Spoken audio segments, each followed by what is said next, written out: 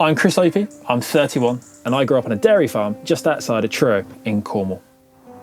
Down there, just along that valley, is where I started the second chapter of my life just over 8 months ago. But you probably don't know a lot about what I did before, so this is my Meet the Presenter video to tell you how I got here. But as beautiful as this is, I just don't feel it's the right place for me to tell you my life story. So let's jump in my van and go and find somewhere that represents me a little bit better. To be honest, I can't wait to get in here because I'm absolutely frozen still outside.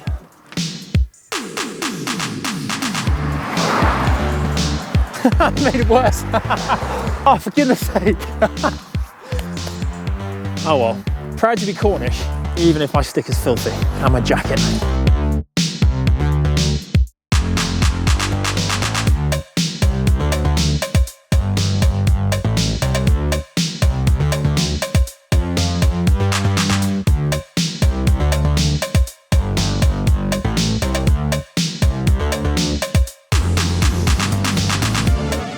I went to town one afternoon with my parents and my brother and sister, and my dad needed a puncture repair patch for his bike, so we went into the local bike shop and there was a little advert there for a 100-kilometre randonnée. I think it was kind of said jokingly that my mum said to Dad, "Oh, you and Chris could do that." This is 1997, and a few weeks later we did the ride, 100 kilometres. It was called the Rosie Ride, organised by Truro Cycling Club.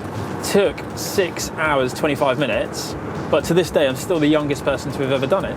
And then from there, Dad and I we enjoyed cycling. So on a Sunday, he'd milk the carriers real early, and then we'd go out on a Sunday and ride with the local club, which was Truro for the first year, and then Chuff's Racing Club after that. And I kind of really enjoyed it, to the point that in 1998, I did my first ever bike race at a place called RAF Portreath. There were no kids my age, so I had to ride with the older kids. And I kept up with them for 3 of the 5 laps, and then all of a sudden I didn't keep up with them, and well, that was when I first realised that I suffered from asthma, actually. And I really enjoyed it. I loved the sense of adventure you got from riding a bike. You could go out on these long rides, see things you'd never ever seen before, and that still appeals to me now. Yeah, I suffer with asthma quite badly. So I've always had asthma. I had it when I was a little kid. It really got worse when I started cycling. That's when I started to notice it. And even to this day, like, I still have to take inhalers. It's just one of those things that you learn to live with. Certain times of the year meant I was a useless bike rider because I just couldn't breathe. Again, suffering with a hay fever, and you just kind of accept it, really. My first ever race. So it was around this place called RAF Portreath, and it was quite a hilly circuit, really exposed on the cliff tops on the north coast of Cornwall. I think there were only 3 kids in the race, and most of them were, well, all of them were older than me. I was only 10 at the time. I kept up really well for the first 3 laps. I think the circuit's like 2 miles long, roughly, from memory. And then all of a sudden, after 3 laps, that was it. Like, I just couldn't carry on. Big red puffy face and just out of breath, legs burning. But I just remember really enjoying it. I think I did it in like a football shirt. I didn't have any proper cycling kit at the time. You know what, I think after doing that first race, I was instantly hooked. I loved the feel of it. I loved going downhill. I loved riding uphill at the time. Everything about it captured my imagination, and I loved it. Significantly, we are about to pass a hotel where I've literally spent, I don't know, hundreds of nights over the years, because it was generally the perfect place to stop between meeting my team and going to a bike race, or because I was training with others or whatever. And I still swear it's the best night's sleep ever, because they've got the most amazing blackout curtains there, and also it's a really quiet place. And that, to me, is the most important thing when you're choosing a hotel. It's just down there, just behind the EE building. Look at that view. Oh my goodness. Stunning. Traffic light Grand Prix, 1, 2, 3. Oh, 7 miles an hour. 12. Yeah, so growing up in Cornwall, the sea was a massive part of my life, and I don't know if it comes from every time my dad had a cold, he'd go to the beach and be like, oh, I feel better because I've been to the beach. It's like a magical cure for everything. So it was kind of ingrained in me that going to see water was this magical cure, and you'd always feel better. And it's only when you start thinking about it that you realise that these misconceptions are deeply ingrained from being a child. But look, I can see the sea, and all of a sudden I feel better. So every time I used to go training, I'd always make sure I could see the sea. And in fact, when I did live somewhere that was quite landlocked, so when I lived in France or in Holland, it never felt quite didn't feel quite like I was at home because I was too far away from the water. Finally made it to the seaside. So obviously growing up in Cornwall, I was used to being by the sea a lot, and just actually riding my bike towards the sea, sitting there if I was on a recovery ride or whatever. There's something about just hearing the sound of water gently lapping the rocks kind of helps me forget anything else that's going on in life. So if I had a bad race or whatever, generally the first thing I do would be to get my mountain bike and go and ride on the coast the next day. So over the years, I've made loads of attempts to move away from where I grew up, and I kind of never imagined I'd live there anyway. But in recent years, certainly having a family, 2 young kids and my wife, we kind of found it a natural home for ourselves. And I'm not sure if it's being near the water that makes us feel so at home and so relaxed, but in Cornwall there are just so many things that you could do just at the drop of a hat. Go out and have a little explore on the countryside along the coast, and every day was kind of different. So yeah, it's a new challenge and a new chapter now, but we're quite lucky with where we live, so we're looking forward to exploring there as well. We now live in an incredibly rural area, probably more so than actually where I grew up.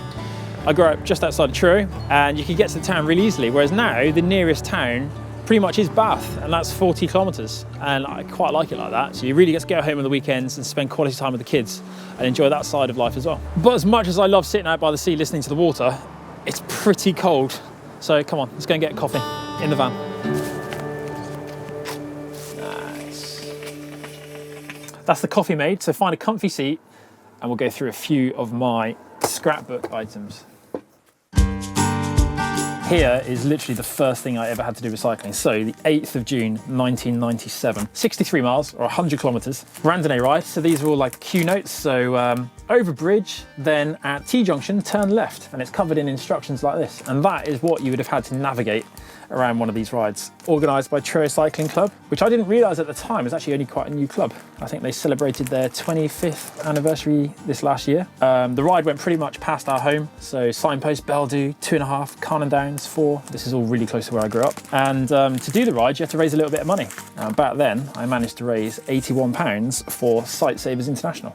So there's even more, look, there's loads of stamps from that first ride. It wasn't long after that I did my first race. 7th of September, 1997, did a 70-mile bike ride. So I would have been 10 years and 2 months at the time. That's a picture of me. It's an actual photo, that's how we took photos back then. Right, next page, and my first ever race bike. I was incredibly lucky with this. It was absolutely amazing that when I was 10 and a half, my parents were able to get me a Battaglin racing bike, and this is the only bike from the past that I still have, and it appeared at my wedding a few years later. The Boxing Day, so the day after Christmas, we then rode to this lake, which is Stidlian's Reservoir, which is where my family's from originally, like 80 odd years ago. And in a bizarre twist of fate, I ended up living there for 2 years, up until very recently. The original advert for bike that I had, although actually looking at that, I think that might be the one, a level up with Veloce and not a Vanti, which is what I had on mine. This is an advert for my first ever bike, as in a wanted advert. So wanted for 10-year-old boy, keen rider, racing cycle, 17 to 18 inch frame, must be in excellent order and good quality. I'm not going to embarrass anyone in this photo, but I remember the names of most of them. Anyway, the ride that I did is now ridden in memory of this man, who is Bob Mansbridge. That's quite special. And here's a picture of me at my first ever club dinner back in 1997. This guy taught me to corner, Tony Rowell, and that's me on the start line. Well, I've got a cycling jersey on underneath, which I didn't realise, but quite a baggy shirt there. So this is racing in Exeter, which is in the southwest of the UK, which would have been the second place I ever raced. And in fact, I've got pictures of me taking my hands off the bars there. Not a massive self-promoter, but if I got a picture of it, I might as well share it. There we go, just after the finish line, hands off the bars. Really, first divisional championship. That's me in the massive t-shirt. This is something that became a theme of my career. Sprinting for a line. I'm not really sure what's going on in that picture. Couldn't tell you if I won or was second. No idea. First ever racing license. Looks like I used it quite a lot that year because it's kind of falling apart. Probably sat in my wallet for a while. Geraint Thomas there. He turned out to be quite good, didn't he? It's a really interesting photo at the back of my dad's head. My mum watching me over the barriers. It's quite an embarrassing photo for mum. Here we go, these are cool pictures. So this is when I first learned to ride the track, and this is Carle track, which is near Southampton, kind of on the south coast of the UK, and it is an incredibly short track, 148 metres. It's the shortest track by quite a margin in the UK. So I always had a really miserable face on the start line, even when I was a kid. And it looks like I don't enjoy racing, and in later days, you could certainly almost argue that point, but I used to love it. I don't really know why I always look so miserable. Look at that, that's a pain face. It's probably important to mention the person I blame for getting me into cycling wasn't my dad, wasn't my mum. It was Richard Edmond, who was the son of a neighbouring farmer. So he grew up not a million miles away from me. He's quite a lot older than me, Rich. But he turned up at our Cub Scouts one night with a bike, and the shoes, the wheels, everything looked really cool. And it was him that first took me out on a Saturday to go for a bike ride, and actually helped me a load throughout my early career, because he was just always friendly, positive and full of advice, and used to push me home nearly every single weekend. So fortunately now I can do that to him. Here he is, dressed in his kit, Cardiff Ajax, just before we went off to race in France. So my first ever trips away were to Holland, or the Netherlands, and the first one came in 1999, and we went to Helmond Jeugdtour in Buitenlust, Helmond, and yeah, it was amazing. Like, you had kids games in the morning and racing in the afternoon, or vice versa, and it was just like a week of fun for kids on bikes. The next year I went back for a couple of weeks, and I did all right. Holland, famed for its climbs or not, but it kind of alluded to like my sprint ability, because the climbs were actually, I think, under 2.5 minutes, and I won the King of the Mountains, which is something I kept on doing at that race, because it was a really short time trial. And growing up in the cycling club community that I did in the UK, there were actually loads of hill climbs, so it's quite well rehearsed in warming up for them and then going really fast. I celebrated my 13th birthday in Holland, so I got my first Dutch card, 13 jaar gefeliciteerd. And that was kind of like the start of me learning Dutch and falling in love with the place, to the point that I actually thought I was going to live there forever. But years later, crashed, hit my head, 6 months of concussion, and feeling homesick and everything else that goes with concussion, which is a horrible thing to suffer with. So we moved back and stayed in Cornwall for a while. But I absolutely loved racing in Holland. I met my wife there in 2002, didn't see her for 5 years, and then bumped into her again, and we've been together ever since. So yeah, the Netherlands is a country that I owe a lot to, really. Most of my favourite races were there. I absolutely love racing there. The racing is aggressive, it's fast, it's tactical, you have to be really well positioned all the time. There's just a lot going on, so it's really action-packed, which is good fun.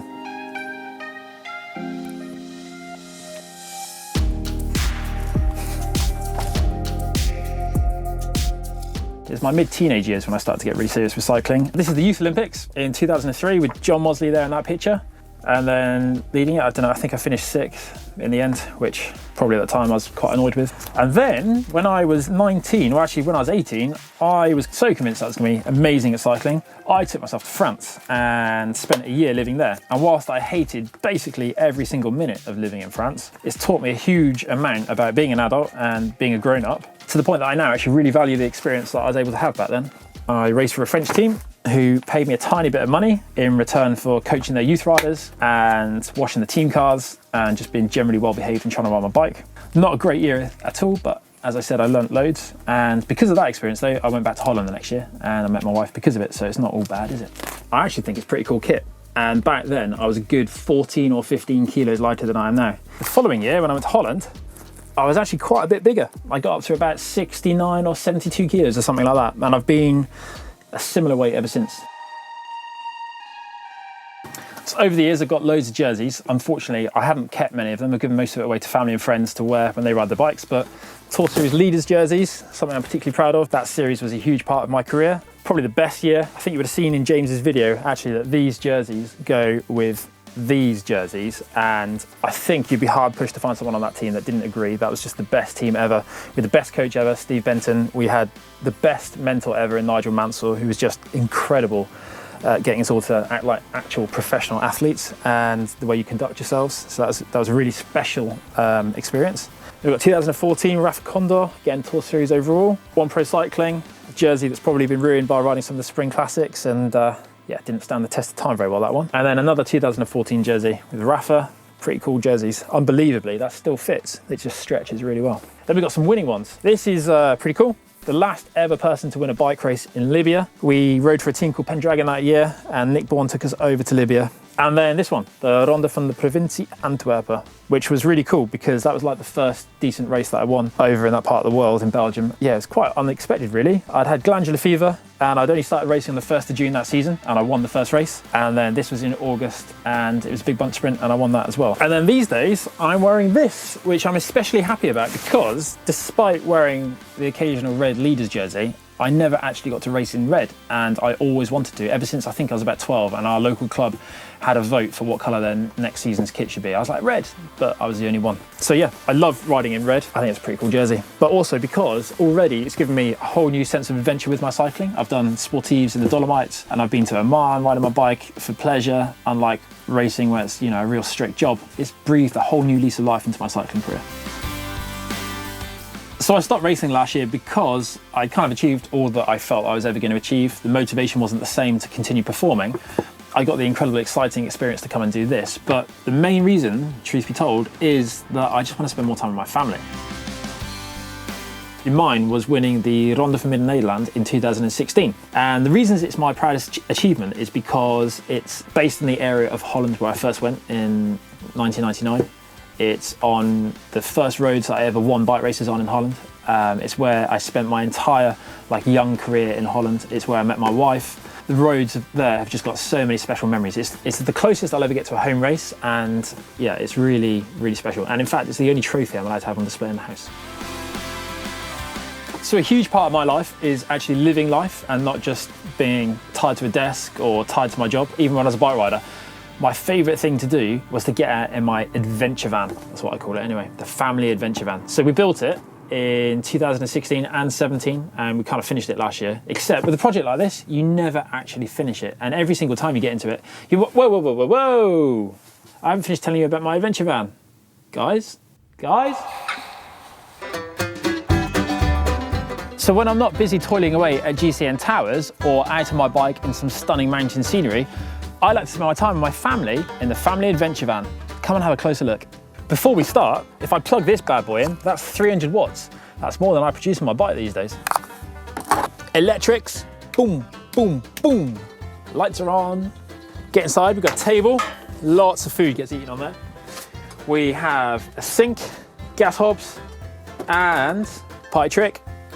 Running water, all important speaker, laptop, some anti-slip netting, rock and roll bed, and upstairs, oh yeah, we have a mezzanine, which is where the kids sleep, or if I'm in it by myself, because, well, when I was traveling to races, I'd sleep up there as well. We've got this is the wardrobe, basically, where you can throw all your odds and sods. So you can see it's an unfinished project. Bars on the floor, and this, I'm proud of this, in the hope that it opens. This is what happens when you build stuff yourself, and you don't know what you're doing. Right, should we do that again? Ta-da! The larder unit. This is where you get, I don't know, like tins of fish, a little bit of lighting, some curtains. Somewhere in here, we've got covers for the windows. You stick these on, and away you go. Genius. But my proudest feature. Here we go. Bike storage, up to 6 bikes at one point. Toilet, pre-race nerves, kind of self-explanatory, I think. And then bike and barbecue storage space. Oh. And of course, if you go camping, you've got to keep it clean.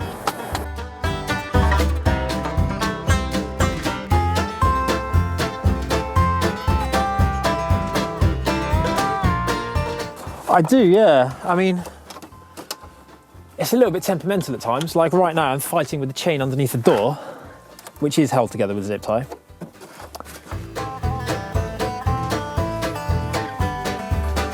That's better. And you know what time it is. It's the moment you've all been waiting for, the free hub sound check. And as you can see, I'm rolling the 16-inch standard steels.